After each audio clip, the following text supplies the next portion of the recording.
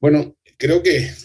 el ser humano en el momento que empieza a tener cosas sobre las cuales no entiende mucho, empieza a buscar referencias en su propio cerebro de qué cosas se parecen que puede hacer. Creo que el elemento más parecido a lo que estamos viendo ahorita fue la epidemia de 1918 y uno no puede evitar la comparación contra la epidemia de 1918 y la actual para entender qué tan mejor o qué tan peor estábamos en ese momento en relación ahora. Debemos recordar cómo era el mundo en 1918. No había antibióticos, no había respiradores, la calidad de los estudios médicos era, comparado con ahora, muy poco profunda y la tecnología, que era muy precaria en ese momento, de alguna manera la falta de tecnología asignó la situación. La esperanza de vida en 1918 estaba alrededor de los 45 años, por lo tanto era un mundo completamente diferente al que tenemos ahora. Y uno, como dije al principio, uno no termina de entender la diferencia entre estas epidemias y las anteriores. Y en este gráfico que estoy comparando la cantidad de fallecidos que hubo en el mundo o que se calcula que hubo en el mundo relacionado con las diferentes epidemias respiratorias que hemos tenido en los últimos años, vemos cómo en este momento, hasta el momento de hoy, la epidemia de COVID-19 se expresa en la barra azul y muy probablemente la figura real de esos números sea casi el doble de eso, como estiman ya la mayoría de los estudios científicos de el exceso de mortalidad que ha producido el COVID en el mundo. Cuantitativamente es muy diferente, voy a hablar un poco sobre ese tema, la mortalidad que hubo en el 18 y vamos a tratar de entender las razones, porque quizás entender las razones del pasado nos empiecen a hacer entender las razones del futuro. Creo que el elemento principal sobre el cual voy a hablar en estos minutos tiene que ver con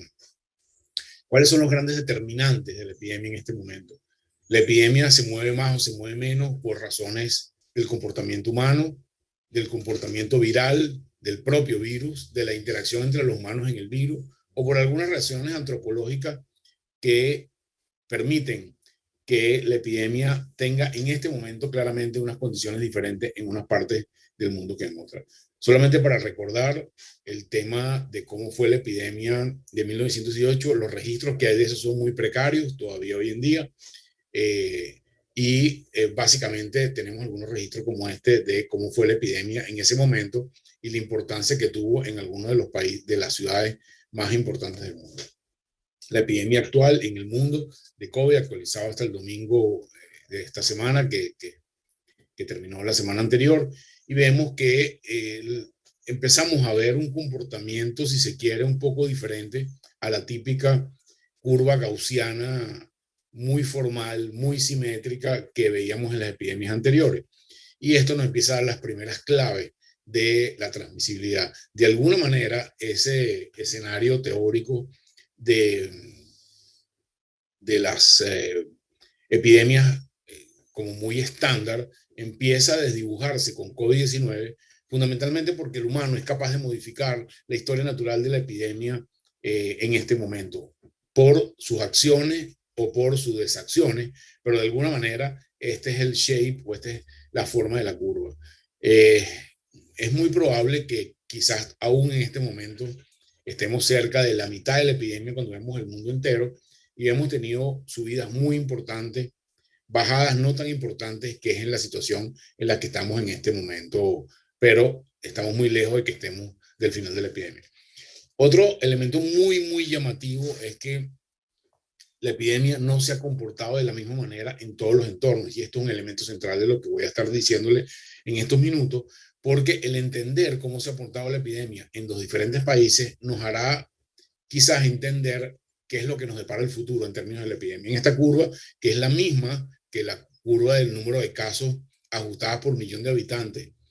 para cada una de las regiones del mundo o de los continentes, vemos que el impacto ha sido muy importante en términos de densidad de ataque en Europa, que es la curva más grande que tenemos aquí, y en Asia, donde claramente está asignado el aumento de la curva por la India en los últimos 2 meses. Entonces, esto nos va dando las primeras claves y siendo siempre como muy llamativo que Oceanía y África han sido de las continentes menos afectados por esto. No podemos dejar pasar la oportunidad de contextualizar la epidemia en Venezuela en este momento, y estos son la epidemia en base a los datos oficiales. Claramente estamos en la segunda onda pandémica, con unas características muy importantes, o dos características muy importantes. La primera de ellas, que sin lugar a ninguna duda no hay que ser ningún genio matemático para darse cuenta que aún por los datos oficiales que tienen su registro, y ya lo hemos dicho hasta la sociedad, la magnitud de esta epidemia es sustantivamente mayor, casi 30%, 28% mayor, al menos hasta este momento, en el total del número de casos que la primera onda pandémica. Pero lo más importante, o lo que más me preocupa en este momento, es que la dinámica de tiempo, y probablemente estemos llegando a la mitad de la segunda onda pandémica, ya supera casi 40% más en términos de tiempo y la duración de la pandemia. Entonces, la primera onda pandémica tuvo unas características, la segunda onda pandémica tiene unas características, y eso debe decirnos un poco, o debe darnos clave de hacia dónde nos estamos moviendo en términos de transmisibilidad en Venezuela.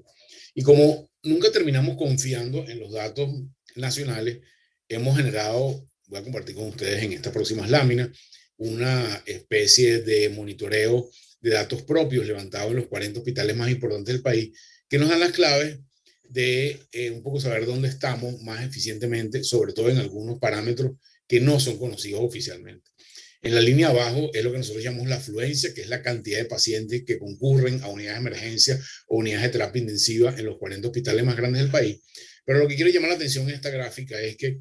sobre los casos que vienen a las emergencias de los hospitales, hemos tenido un monitoreo de cuántos de ellos tienen prueba de PCR positiva o cuántos de ellos tienen diagnóstico clínico. Eventualmente, prueba PDR, que ya no se está utilizando mucho. Pero lo más llamativo es que la tendencia del PCR en Venezuela en relación a la afluencia de casos viene clara y lentamente disminuyendo, lo cual es absolutamente contradictorio al manejo de una epidemia, donde debería robustecer más bien la capacidad de hacer PCR. Pareciera que viene disminuyendo, y a pesar de que no sea en números absolutos, porque ahorita quizás se están haciendo 4.000 o 4.500 PCR al día, pero la magnitud en relación a la afluencia de los casos que llegan en total y en relación a los PCR, nuestros cálculos dicen que aproximadamente 85% de los pacientes que hoy, en este momento, están hospitalizados en el país con diagnóstico de COVID, solamente 15% de ellos tienen o van a tener diagnóstico por PCR positivo en algún momento. El otro sistema de monitoreo también, del cual hablamos, es que contamos los fallecidos por infección respiratoria aguda, y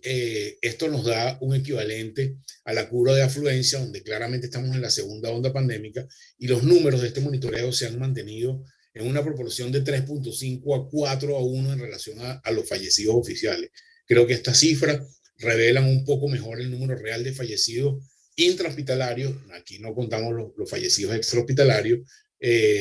para dar una idea de la secuencia de los fallecidos en el país. Otro de los elementos que quiero rescatar tiene que ver también con la relación de la información oficial y lo que estamos viendo en el país. Es que cuando vemos la relación de la afluencia total de casos entre la primera onda pandémica y la segunda onda pandémica, que es la línea azul, relacionado con el número de muertos por ira grave, se modifica la relación entre el número de la afluencia y el número de fallecidos, por varias razones. La primera de ellas, en la primera onda pandémica muy probablemente venían a las emergencias de los hospitales y había hospitalizado mucha gente que no tenía indicación de hospitalización, pacientes con enfermedad leve. En la segunda onda pandémica, pareciera que o acuden en mayor proporción pacientes que tienen enfermedad más grave, por lo tanto, esta relación se empieza a disociar de fallecidos con los que tienen afluencia, y de alguna manera eso nos da una dinámica un poco diferente de la segunda onda pandémica en relación a la primera onda pandémica. Otro de los elementos que quiero destacar es cuál sería el posible impacto de la calidad de vida general o la esperanza de vida de una epidemia como esta. Aquí vemos en 1918 el impacto en los diferentes grupos poblacionales, en los diferentes países, cómo bajó la expectativa de vida a raíz de la epidemia en 1918. Este es lo que se llamó la gran muesca, o lo que se llama la gran muesca epidemiológica. Y aquí en el mismo gráfico, pero referenciado exclusivamente al Reino Unido como un ejemplo, revela en el caso particular de COVID-19 cómo ha sido el exceso de mortalidad, que es lo que refiere a este caso, entre marzo y febrero del 2021. Fíjense que la epidemia en este caso genera un exceso de mortalidad en relación a la línea base, vamos a otra línea más adelante que se ve más claro, pero se afectan todos los grupos poblacionales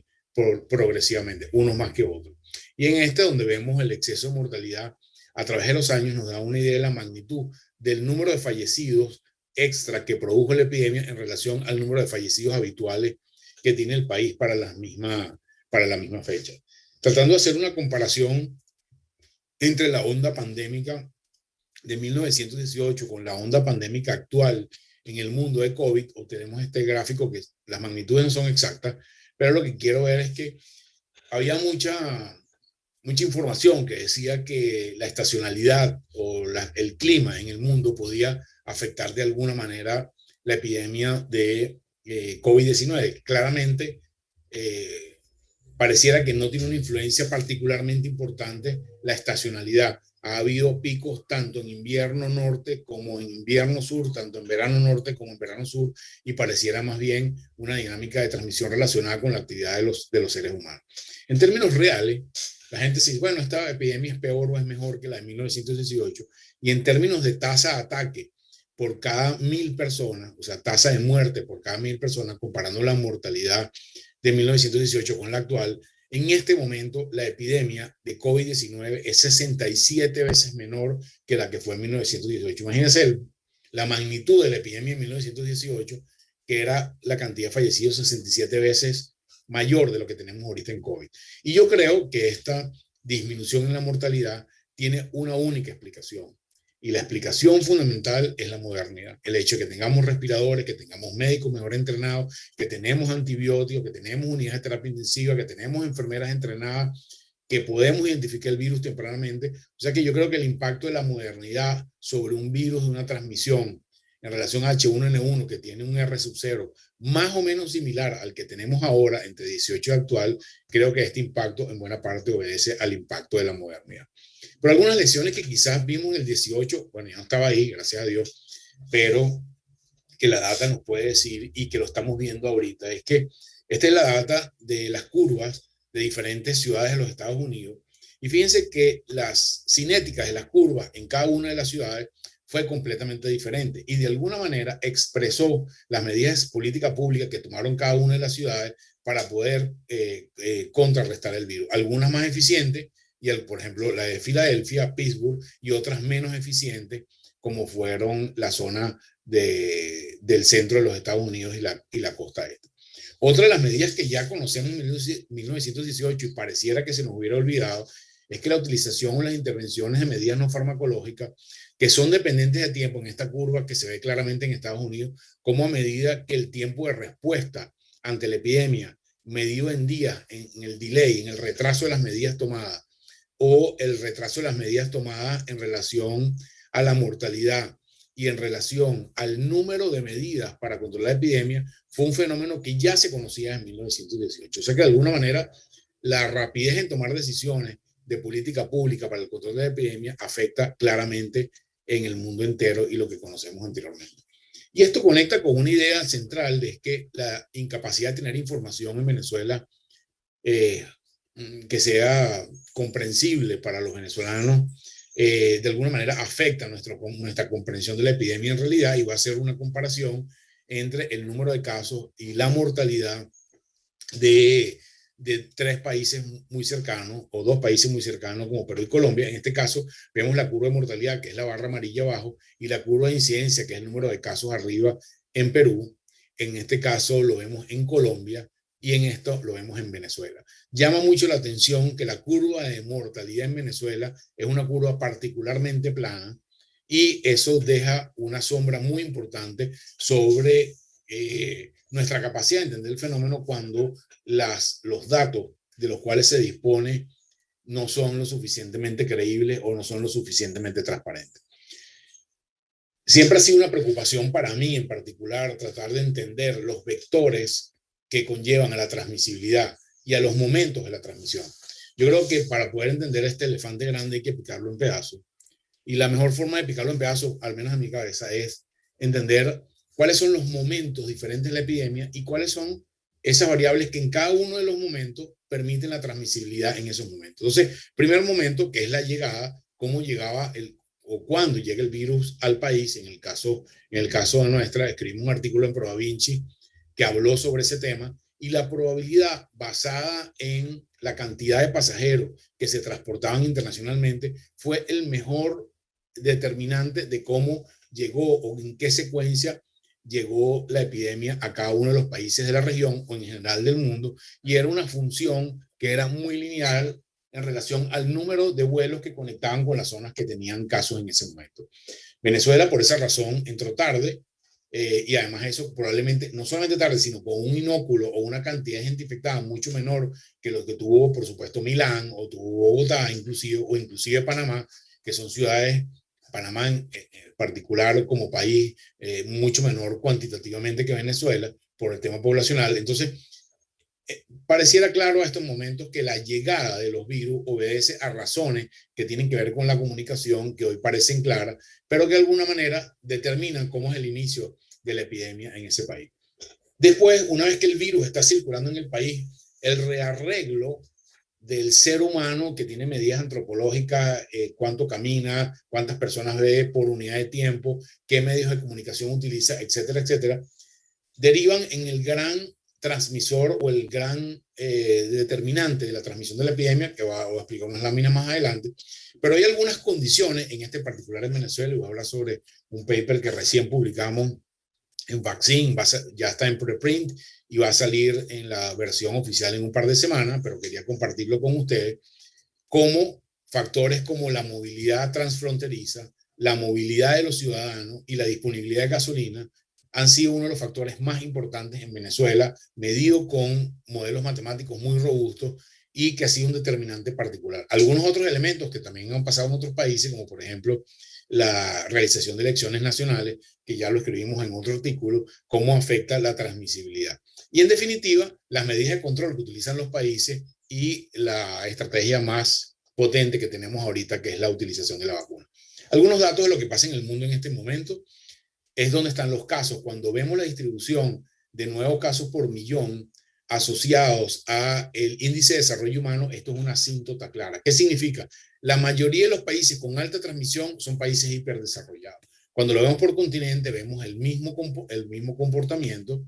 y de alguna manera empieza a haber la sensación de que hasta el momento esta epidemia ha sido una epidemia fundamentalmente de países muy desarrollados con un desarrollo económico muy importante. Más allá del dinero, tiene que ver con la capacidad real de que los ciudadanos conecten unos con otros, que está muy relacionado con el desarrollo económico de cada una de las sociedades. Por eso en Venezuela hicimos este trabajo,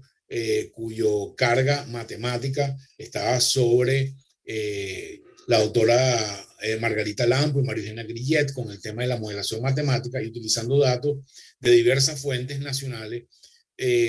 logramos evidenciar numéricamente algo que era una sensación para nosotros. Es que, ¿por qué en Venezuela el impacto que se preveía hace un año en una situación de salud muy precaria en Venezuela y con un virus que lucía con una capacidad de letalidad muy importante y de transmisión en el mundo entero, tuvo un impacto relativamente benigno, por usar la palabra que no es la mejor, en Venezuela? Y la explicación es que los determinantes de la transmisión en Venezuela, al menos en la primera onda pandémica, estaban muy asignados al déficit de gasolina y de alguna manera a la poca movilidad que tiene el ciudadano históricamente, producto también de la falta de gasolina, pero relacionado con las condiciones económicas. Este paper, como le dije, va a producir en Vaccine. Cuando vemos el mundo entero y dividimos el número de casos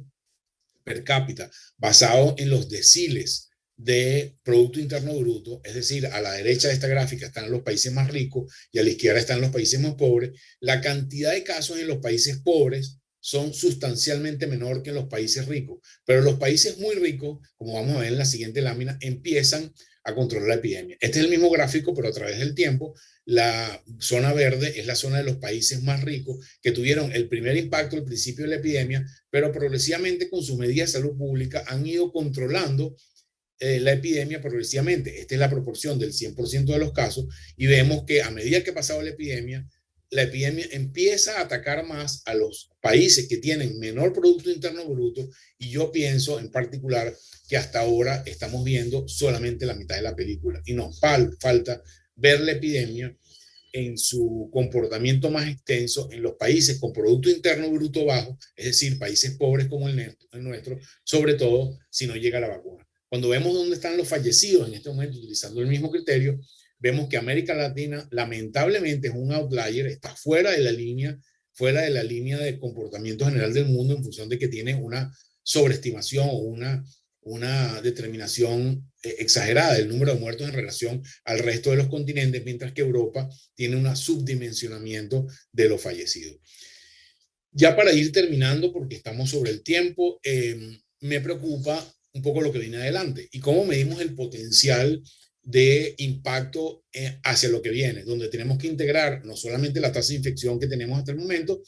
sino la capacidad de vacunas. Entonces, en este gráfico, donde hice una extrapolación en base a los datos internacionales de qué porcentaje de la población estaría infectando el mundo, que sería la inmunidad producida por enfermedad, en relación a cada uno de los continentes, aquí estaría el 100% de anticuerpos de la población, aquí está, la barra refleja el porcentaje de infectados. Si sumamos a eso más o menos algunos datos groseros que tenemos en el mundo sobre el porcentaje de inmunidad producida por vacuna, suma de vacuna más suma de inmunidad nativa, de inmunidad de enfermedad, nos daría la cantidad de personas que deberían estar en teoría protegidas contra la enfermedad, y eso nos daría el umbral, que es lo que nos falta para llegar a que el 100% tengamos anticuerpos y por lo tanto la epidemia se acabe definitivamente. Y cuando vemos eso, empezamos a darnos cuenta que tanto África como Sudamérica probablemente son las regiones con mayor potencial de crecimiento de la epidemia en los próximos meses si no se produce esquemas de vacunación masivo y rápido, y sabemos que la disponibilidad de vacunas, en particular en estos dos continentes, ha sido uno de los grandes problemas. Ya para concluir, creo que estas señas que nos está dando la epidemia y nuestra comprensión sobre la epidemia nos dice que el proceso de comprensión de la transmisibilidad sigue evolucionando y tenemos que meter el ojo a cuáles son esos componentes para poder entender mejor qué es lo que va a pasar en el mundo con la epidemia. Hay unos macro determinantes que claramente tienen que ver con el virus, la introducción de las variantes, pero hay micro determinantes como son, por ejemplo, la disponibilidad de gasolina, el rearreglo económico o antropológico entre los ciudadanos, el proceso de infección, transmisión e impacto empieza a ser asimétrico, con disminución del impacto en las zonas principalmente afectadas hasta ahora de la epidemia, que eran los países ricos, por decirlo de alguna manera, y empieza a moverse hacia países más pobres, donde con toda seguridad el impacto social de la epidemia va a tener una connotación diferente de lo que hemos visto en este momento. Es posible que podamos ver una cara de la epidemia que todavía no hemos conocido relacionada con este movimiento de la epidemia hacia zonas de menor impacto hasta ahora, como son los países pobres del resto del mundo. Hay que insistir en que las estrategias que sabemos que funcionan, ya desde 1918 funcionaban, que son las estrategias de control, en particular en nuestros países, donde las vacunas probablemente van a tardar en llegar. Y creo que al final, como científicos, tenemos el deber ético de tratar de entender el fenómeno, atender a los enfermos y educar a la población, que no son responsabilidades banales, son responsabilidades centrales que en particular para los infectólogos toman en este momento un valor clave en nuestra sociedad, y creo que aprovechar el conocimiento y la oportunidad, entre comillas, que nos da la epidemia es un valor central en nuestro momento profesional y en nuestro momento social.